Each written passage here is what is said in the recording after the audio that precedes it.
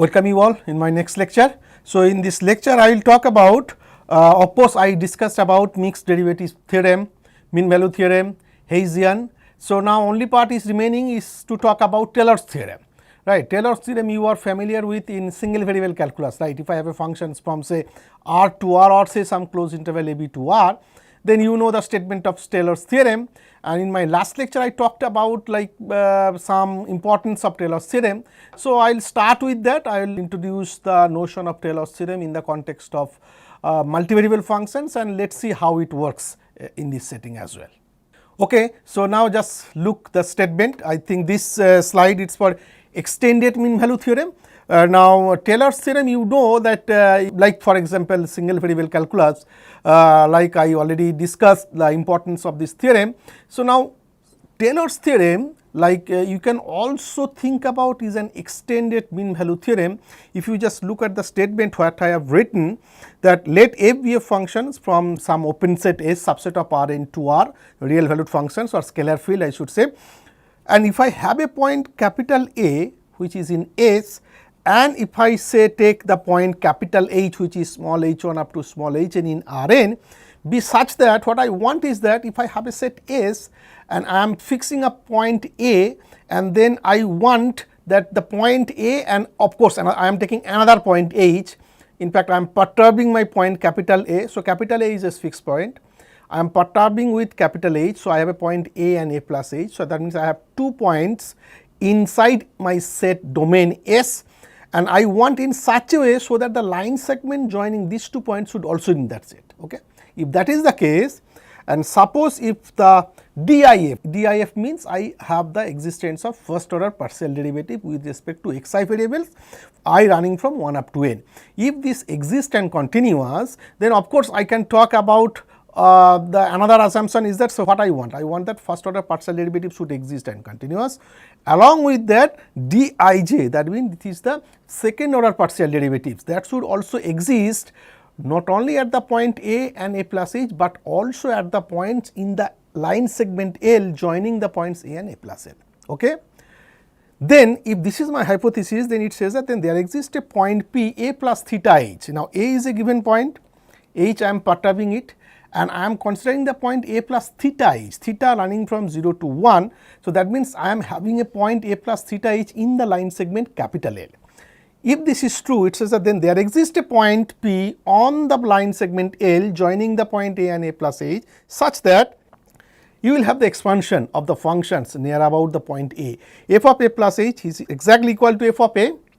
Then you will have H1 D1 dot dot up to Hn Dn. What is D1? D1 is partial derivative with respect to x1 variable del x1. So, that means D1 is nothing but del x1 up to Dn means del xn. And then I have a bracket acting on f restricted to a. That means you just calculate the first order partial derivative of f with respect to x1 variable, x2 variable up to xn variable, okay, at the point A, and then hitting with by h1. So, that is the meaning.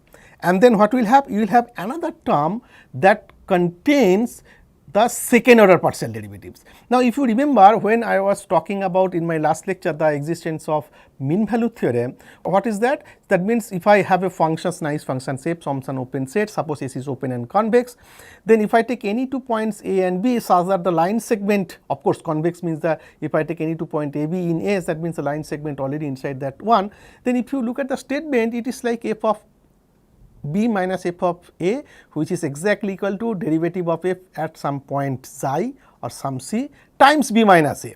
So, that means if I change B by A plus H, so that means if I consider, so if I go back the earlier one, then it will be more clear. What I am trying to say is that if you replace this is by A plus capital A plus H and this is capital A. Okay. So, then what will have?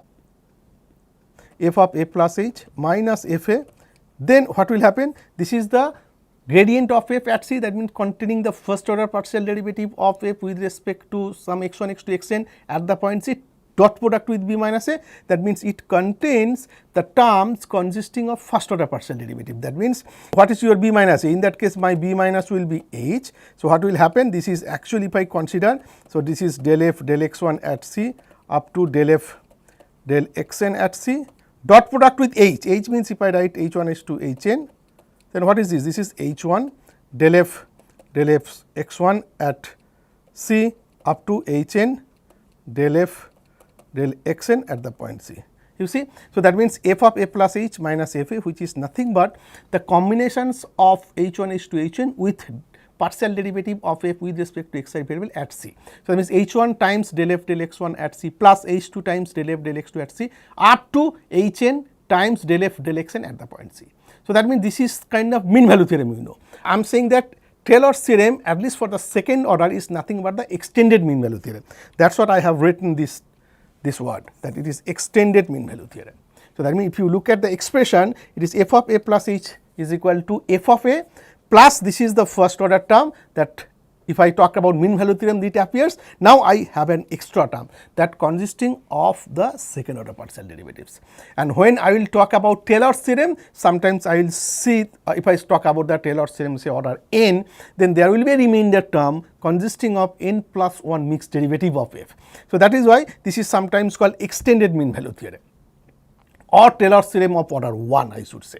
Okay. So, but as I said that Taylor's theorem in single variable calculus has a very important kind of consequences in many things, like for example, I said that what is the importance of Taylor's theorem. So, if I want, suppose I have a complicated functions f and I would like to investigate the behavior of my functions around the point A.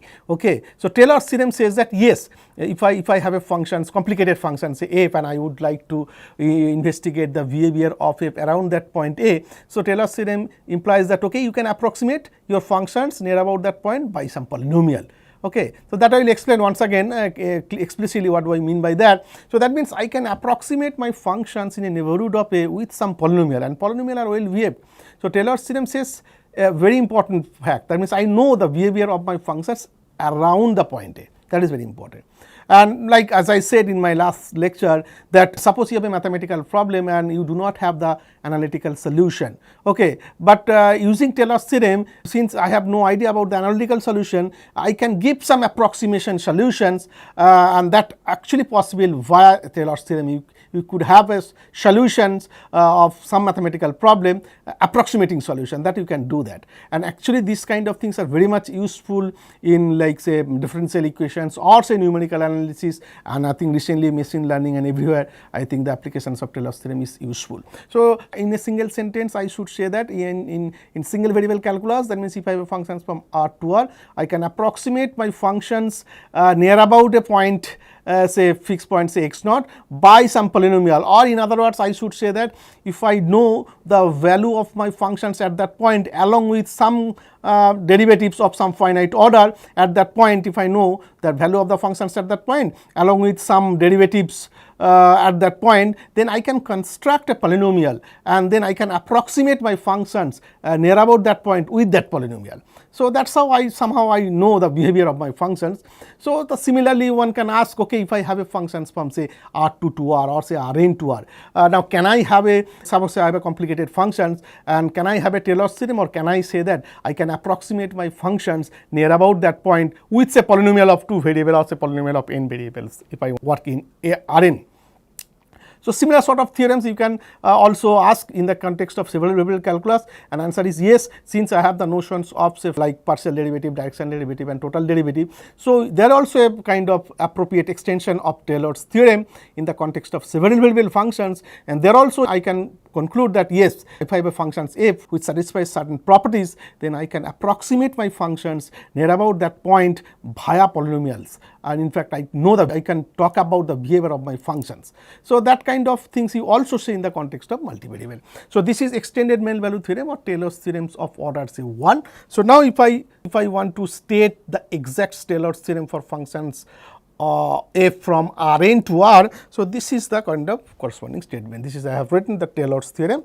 Now, what is the statement? Statement again. So, I think I should again, so this is actually I should talk about little bit. So, for n is equal to 2, what I have done, I just expand this object and this object, you see. Now, if n is equal to 2, that means I will have only first order partial derivative, then del f del x and del f del y, and then I have h1 second order partial derivative. How many partial derivatives will occur? 4 partial derivatives, that means del 2f del x square, del 2f del y square, del 2f del x del y and del 2f del y del x. Okay. So, I have just expand for n is equal to 2. So, f of a plus h which is exactly equal to f a. Now, what is this? So, this one will give you this object. H1 partial derivative of f with respect to x variable or x1 variable at the point A, and then H2 times partial derivative of f with respect to x2 variable at the point A. This is containing the first order partial derivatives. Now, it comes, so this one is coming from this one actually. That means, it is about the second order partial derivatives. So, now how many second order partial derivatives we will have in the context of n is equal to 2? I will have 4 second order partial derivatives. What are they? So, they actually del 2f del x square, del 2f del y square, then del 2f del x del y and del 2f del y del x, right. But as I said, that second order partial derivatives, suppose if I assume nice condition that second order partial derivatives exist and continuous, then del 2f del x del xy is exactly equal to del 2f del y del x at that point. So, I have written here actually, you see this is containing del 2f del x1 x square or x1 square whatever it is, and this is actually d22, that means del 2f del y square or del 2f del x2 square. This two part is perfectly all right, but what will happen, this one, this is the mixed one actually, mixed partial derivatives. So, that means I have to first take the partial derivative with respect to x and then y, or with respect to y and then x, but I have actually combined it. So, I am writing 2 times h1 h2 both are same. So, that means I have assumed that means the mixed order partial derivative exist and they are equal. In fact, you know that if their mixed order partial derivative exist and continuous, then automatically they are equal, and therefore, this is automatically true. So, that means while I am writing this one, so I assume that mixed order partial derivative exist and they are equal. In fact, it actually reflects in the statement of the following general statement of the Taylor's theorem. Look, so that is what I am trying to say. So, let f be a map from say some open set S subset of R into R. Okay. So, fix a point capital A in S. So, again take a point capital H in Rn. So, I am just perturbing my point capital A by H, be such that in such a way, so that the line segment L joining A and A plus H lies inside S. In particular, if I start with S is a convex set, then it is okay as long as A and A plus H is inside that set S. And what are the assumptions I am taking? You see, suppose that f and its partial derivatives through order m plus 1. So, now if I want to talk about Taylor's theorem of order say m, so that means I want that the partial derivative of order m plus 1 are exist and is continuous. Now, when I am talking about the continuity, that means while I am talking about the mixed partial derivatives, then their value should be equal because of this continuity. So, that is why earlier I think I have assumed that one, or that the mixed partial derivative exists and they are equal. So, therefore, value will be same mixed partial derivative. So, what is this? So, this is my assumption. Suppose f and its partial derivatives through order m plus 1, because I want to talk about Taylor's theorems of order m. In fact, this is called the remainder term. Okay. So, then what will happen? Then there exists a point P which is a plus theta h, where theta running from 0 to 1, such that this is the expansion of my functions f near about the point A. So, what is that? This is like in the single variable calculus, but in the single variable calculus in the Taylor's theorem, it contains only the derivative of f. Here I am, since I am dealing with the functions from Rn to R, then it should deal with the partial derivatives, second order partial derivative, mixed partial derivatives. It depends upon what order I am talking about. Since I want that Taylor's theorem this, then f of a plus h is exactly equal to f a. Then you will have k from 1 up to m, 1 by factorial k h1 d1 dot dot hn dn to the power k. So, I will explain what is the meaning of to the power k. To the power k means is just nothing but the binomial expansion. You have to consider the binomial expansion. This is the notation. Acting on f, you have to perform at a, and then you will have the remainder term. So, this is the appropriate statement of Taylor's theorem in the context of several variables. I should write that. What is this? So, this is I think h1 d1 means del x1 up to hn del xn to the power k. That means you have to somehow perform the binomial expansion and then you calculate the partial derivative of f at the point A, and that is corresponding the notation. And this is called the your what is called remainder term. So, that means I know the expansions of my functions f around the point A. So, this is the expansions, and finally, you have a remainder term which is of this kind of form 1 by m plus 1 factorial h1 d1 up to h n d n to the power m plus 1 of f acting on p. That means this is the binomial expansion you have to consider. Then you have to have a kind of differential operator there, and you have to like do the partial derivatives of f with respect to that order, and at the point p you have to evaluate. So, that is the kind of expansions of f near about the point with this is the remainder term. Now, if I take n is equal to 2, then I will explain what is the exact meaning of this and this. I think that I have explained. Yes, look. So, Taylor's theorem for the case n is equal to 2. What is this? So, now consider, just focus that I have a functions from R2 to R, okay, n is equal to 2. Then what are the, suppose if I want to talk about Taylor's theorem of order m. So, suppose this is my, see, as I said, so this actually earlier you will have what, h1 d1 plus h2 d2. So, now I am just writing h d1 plus k d2, or I think I am writing h del x, because in this case I am actually functions of two variables R2 to R, h del x plus k del y. So, this is my operator and I am writing as f prime. Okay.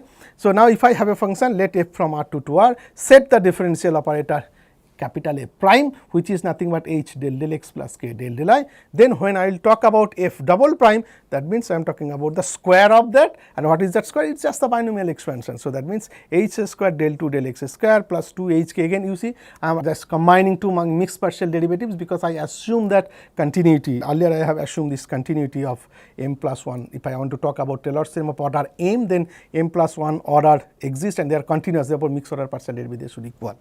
Okay. So, therefore, this is okay, and then I have k square del 2 del y square. Okay.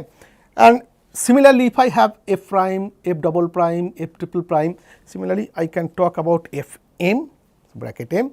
So, this is again, this is h del x plus k del y to the power m, and you have to expand it by binomial theorem. So, that is the meaning of these notations. Okay. Okay, so that is about the kind of version of Taylor's theorem. If I have a functions from some set S subset of Rn to R, and suppose this function is, or suppose your set S is a very nice open and convex set, then if I take 2 points, if I fix a point capital A, then if I perturb it by H, capital H, and such that A and A plus H lies inside S along with the line segment joining A and A plus H, and if I assume that my functions and its partial derivatives through order m plus 1 are continuous in S, then there exists a point in the line segment L P, that is A plus theta H, such that this is true.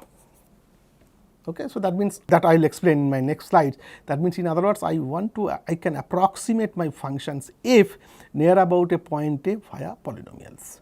In this case Rn, that means I have a polynomial of n variables. When I will talk about R2, that means I have a polynomial of 2 variables, and if I have a functions of real valued functions of real variable, and that you know that I can approximate my functions near about a point A via polynomial just single variables.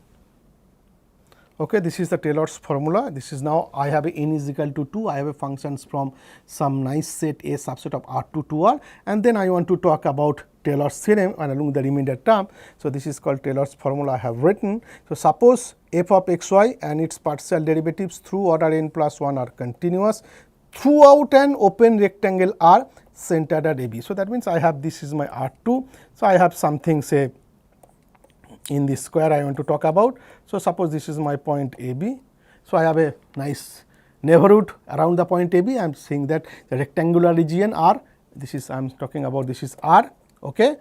Then throughout R I will have these expressions of my functions f near about the point A. So, what is the statement? So, f of A plus H comma B plus K is exactly equal to f of A plus B. Then you will have a expression in terms of nth derivatives like R from 1 up to n, 1 by factorial R H del x plus K del y to the power R, and that you know I have a binomial expansion, plus you will have the remainder term. And what is the remainder term? This is exactly equal to 1 by n plus 1 factorial H del x plus K del y to the power n plus 1. You have to do the again binomial expansion. You have to perform the partial derivative of f, and then you have to talk about the partial derivative at the point A plus Ch comma B plus Ck, okay, where A plus ch and b plus ck, where for some c, or actually in my last slides I talked about theta. So, the theta is replaced by c, is a point in the line segment joining AB and A plus H, B plus K. So, this is actually the Taylor's formula in or for the functions f from R to 2R, because if I have a functions from R to 2R, then I will have only first order partial derivative is del x del y, and accordingly second order partial derivatives or third order partial derivatives will be there, and the corresponding expression of the Taylor's theorem is this one.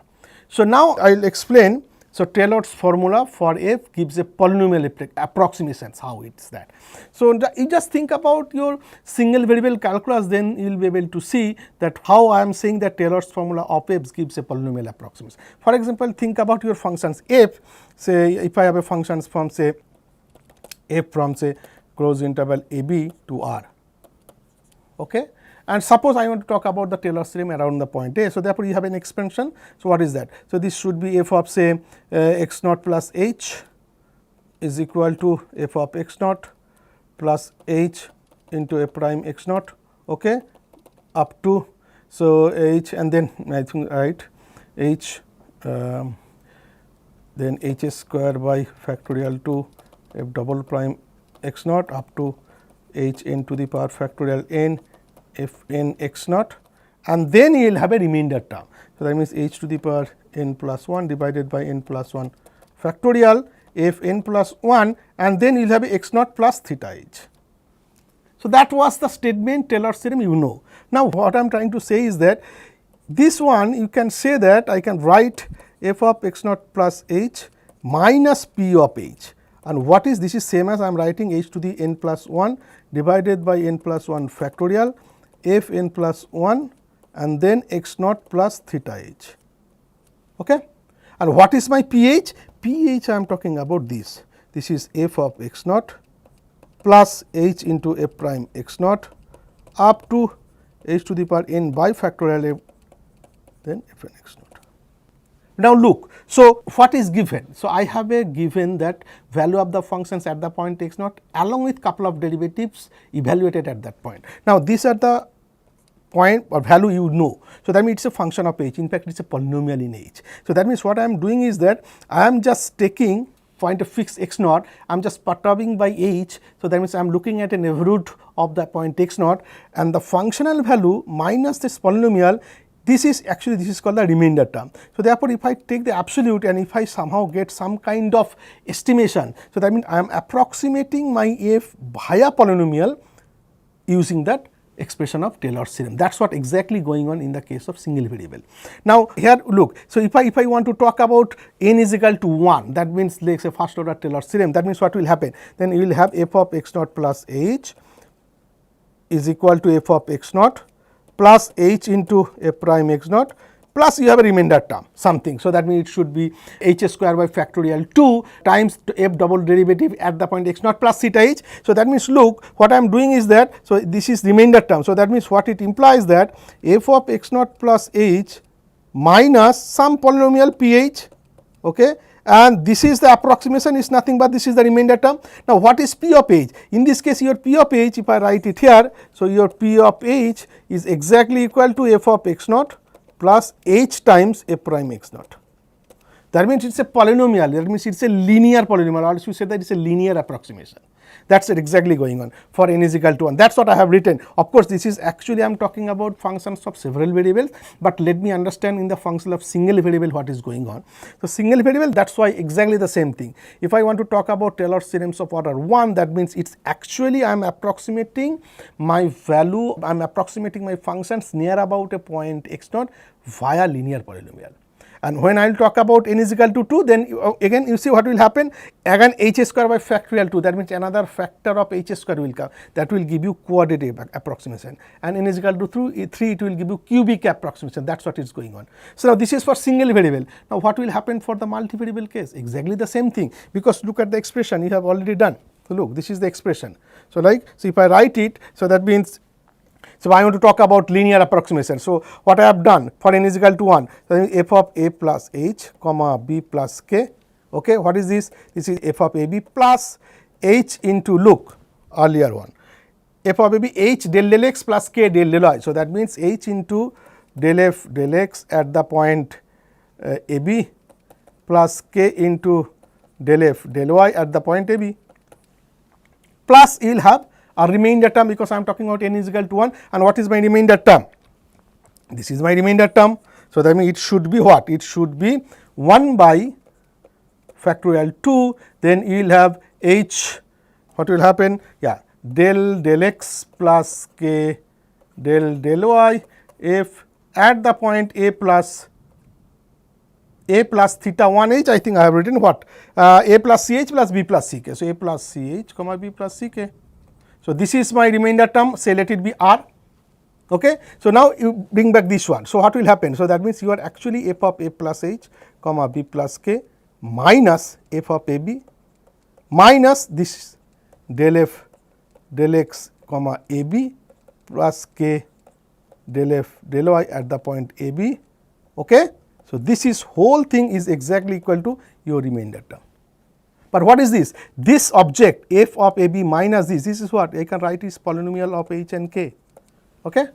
So, that means I am approximating f of the value of functions near about a point a b by a polynomial in h k, and this polynomial is what? Linear polynomial, because you have only combinations of h and k and some constant term, and this is the remainder term. So, if I estimate my remainder term, that means I am approximating by I am looking at the I can talk about the behavior of my functions using the Taylor's formula, Taylor's theorem near about a point a b. Okay, and that polynomial is nothing but a linear polynomial, because it is nothing but a functions of h and k.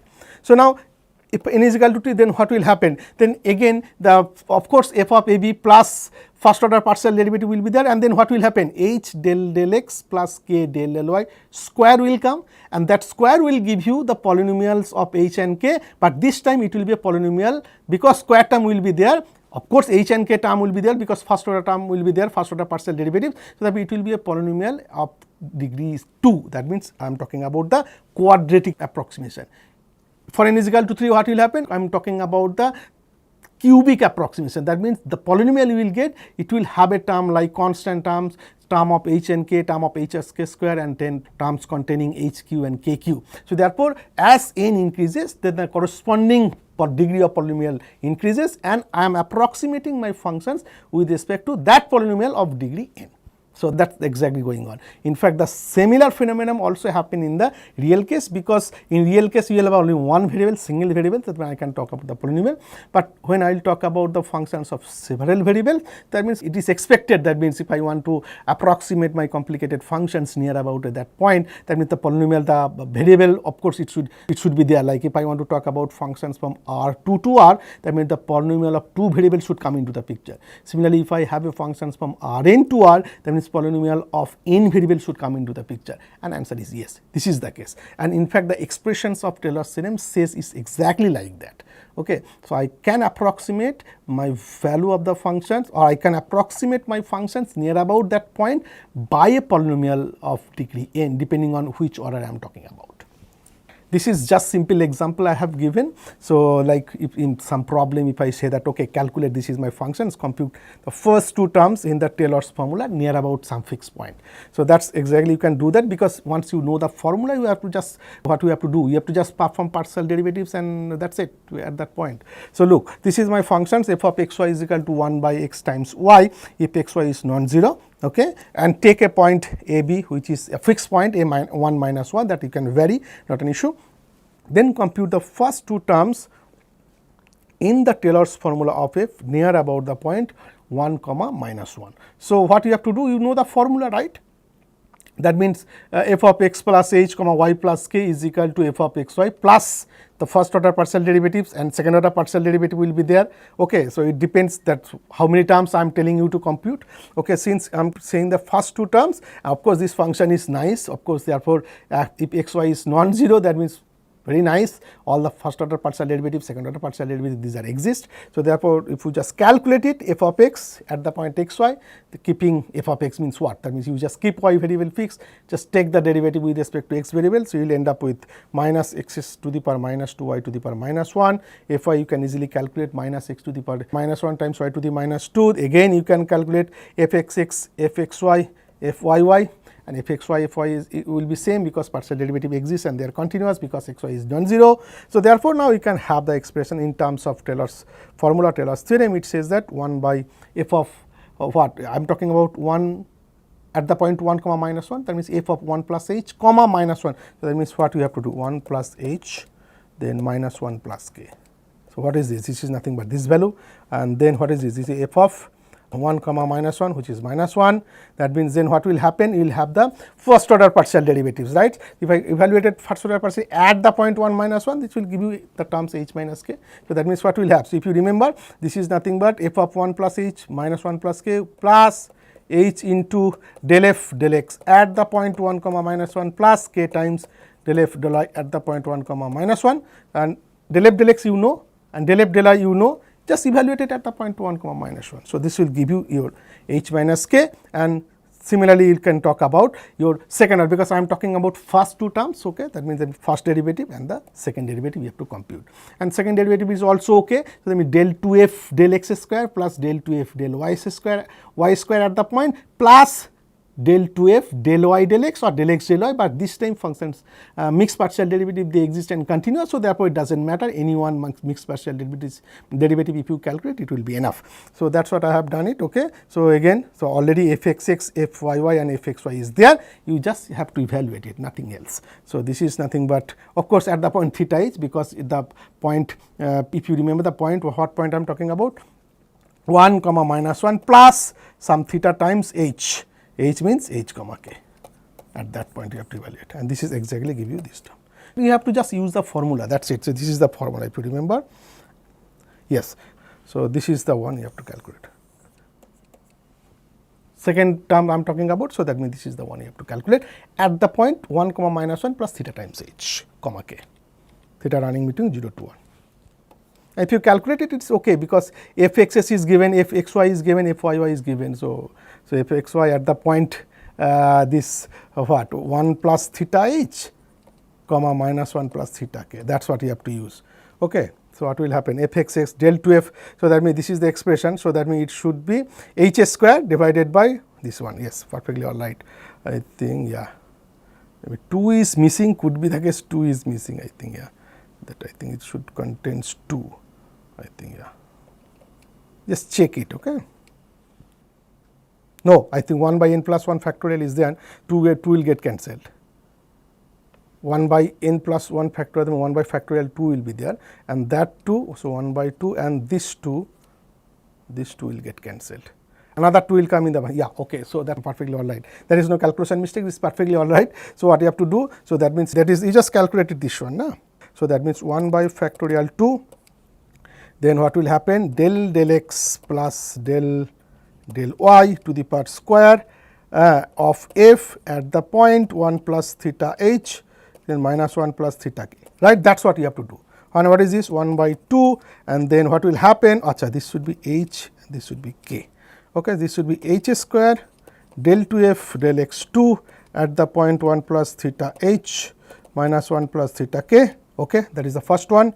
Second one, again the mixed partial derivative they exist continuous, so value will be same. So, that means what will happen 2 times h k del 2f del x del y at the point 1 plus theta h comma minus 1 plus theta k, and plus k square del 2f del y square at the point 1 plus theta h comma minus 1 plus theta k, okay.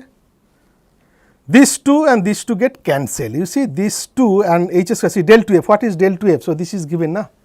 So, you just replace, so 2 and then 1 plus theta h, that means 1 by theta plus h whole q, and then y to the power minus 1, that means minus 1 plus theta k, okay. Fine. So, that means in the denominator you will have 1 plus theta h to the power q, and then times minus 1 plus theta k, and 2 will be there, there won't be 1 2 will be there, another 2 will be there, so that will get cancelled and you will end up with this one. What will happen in the last one, again k square del 2f del y square at the point 1 plus theta h minus 1 plus theta k, again 1 2 is there already in the del 2f, this is the del 2f del y square, right. So, at the point x y, okay, of course. So, therefore, you just 2 get cancelled, I will just evaluate it 1 by x by 1 by y q, 1 by x means 1 by 1 plus theta h times minus 1 plus theta k to the power q, and this is the mixed partial derivatives, they are equal. So, therefore, 1 2 already will be there, 2 times h k, okay. So, 2 again get cancelled, you will have h times k as it is, and divided by del 2 f del x del y, and it is there x square y square, that means 1 plus theta h square minus 1 plus theta h square. So, this kind of problem might be there if I want that, okay, you have a functions this and you have this point, you compute the first two terms of the Taylor's formula f near the point minus 1. So, this is formula is already given, you have to just perform the partial derivatives and you have to just conclude it. I think that is very kind of brief kind of about Taylor's theorem for several variable functions. So, if I have a scalar field, if I have functions from some set S, subset of R2 or Rn to R, then you will have explicit or you know the kind of you can have an expansion of your functions f near about that point, and that expansion you will have, you can approximate via polynomials of that variables. It depends from function where my function is defined. So, like in the single variable case, you can approximate f by a functions by a polynomial near about that point. Here also the similar sort of phenomenon is true in the context of scalar field. If I have a functions from Rn to R, then if Taylor's theorem you have the expansions of f near about the point an or a1 to an. In other words, I can approximate my functions near about that point via polynomial of certain degree. It depends upon what order I am talking about the Taylor's theorem. So, I think that is all for the time being. So, I talked about mixed derivatives, I talked about Hessian, I talked about mean value theorem, then there is a extended mean value theorem, that means Taylor's theorem of order 1, and then you have a Taylor's theorem of certain order I have defined. It involves the partial derivatives of certain order. As an interpretation, I can approximate my functions with a polynomial. So, I think kind of real variable, single variable calculus little bit we can extend easily in this context. I think in my next lecture I will talk about related with that, and that will come in the next lecture. Thank you.